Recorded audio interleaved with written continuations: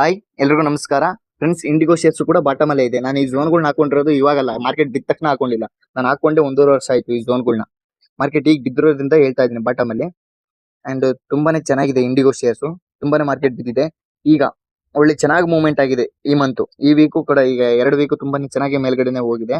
ಹಾಗಾಗಿ ನೀವ್ ಏನ್ ಮಾಡ್ಬೇಕಂತ ಹೇಳಿದ್ರೆ, ಈಗ ಮಾರ್ಕೆಟ್ ಹೋಗಿದೆ ಅಲ್ವಾ, 15ರಿಂದ 16% ಹೋಗಿದೆ. ನಾನು ಇಲ್ಲೇ ಕೂಡ ಬಾಟಮ್ ಅಲ್ಲಿ ತಗೊಳ್ಳಿ ಅಂತ ಹೇಳಿದ್ದೆ, ಈಗ ಕೆಳಗ್ ಬಿದ್ದಾಗ್ಲೂ ಕೂಡ. ಈಗ ಏನ್ ಮಾಡ್ಬೇಕು ನೀವು, ಅಲ್ಲೊಂದು 30% ಇನ್ವೆಸ್ಟ್ ಮಾಡಿ, 20 to 30% ಇನ್ವೆಸ್ಟ್ ಮಾಡಿ ಈ ಪಾಯಿಂಟ್ ಅಲ್ಲಿ. ಮಾರ್ಕೆಟ್ ಇನ್ನೂ ಬೀಳೋ ಚಾನ್ಸಸ್ ಇದೆ, ಬಿದ್ರು ಬೀಳ್ಬೋದು, ಇಲ್ಲಾಂದ್ರೆ ಮೇಲೆ ಹೋಗ್ಬೋದು. ಈ ಪಾಯಿಂಟ್ ಅಲ್ಲಿ ಬೈ ಮಾಡ್ಕೊಳ್ಳಿ. ಮಾರ್ಕೆಟ್ ಇನ್ನೊಂದ್ ಸ್ವಲ್ಪ ಬಿತ್ತಾ ಇನ್ನೊಂದ್ ಸ್ವಲ್ಪ ಆಡ್ ಮಾಡ್ಕೊಳ್ಳಿ. ನೆಕ್ಸ್ಟ್ ಡಿಮ್ಯಾಂಡ್ ಝೋನ್ ಇರೋದು ಈ ಪಾಯಿಂಟ್ ಅಲ್ಲಿ, ನೆಕ್ಸ್ಟ್ ಡಿಮ್ಯಾಂಡ್ ಝೋನ್ ಇರೋದು. ಹಾಗಾಗಿ ಇಲ್ಲಿಗೆ ಬಿದ್ದ ತಕ್ಷಣ ಒಂದು 20% ಇನ್ವೆಸ್ಟ್ ಮಾಡಿ. ಇಲ್ಲಿಂದ ಮೇಲೊಂದು ಇಲ್ಲಿ ಪಾಯಿಂಟ್ ಹೋದ್ರು ಕೂಡ, ಇಲ್ಲಿ ಬಿದ್ದಿದೆ ಅಲ್ಲಿಗೆ ಹೋದ್ರು ಕೂಡ 25ರಿಂದ 30% ರಿಟರ್ನ್ ಸಿಗೋ ಚಾನ್ಸಸ್ ಇದೆ. ಒಳ್ಳೆ ಕಂಪನಿ, ಒಳ್ಳೆ ಬಾಟಮ್ ಅಲ್ಲಿ ಸಿಕ್ಕಿದೆ. InterGlobe aviation, IndiGo airlines company. ಇದ್ರಲ್ಲಿ ನಾನು ತಗೊಂಡಿರೋದು ಒಂದೇ ಕಂಪನಿ.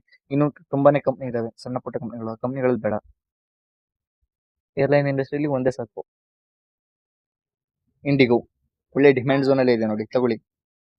ರಿಸರ್ಚ್ ಮಾಡಿ, ನೀವು ರಿಸರ್ಚ್ ಮಾಡ್ಕೊಂಡು ತಗೊಳ್ಳಿ. ಮಿನಿಮಮ್ ಅದು ಕೂಡ 3ರಿಂದ 4 ತಿಂಗಳು ಒಳಗೆ ಮಾಡಬೇಕು.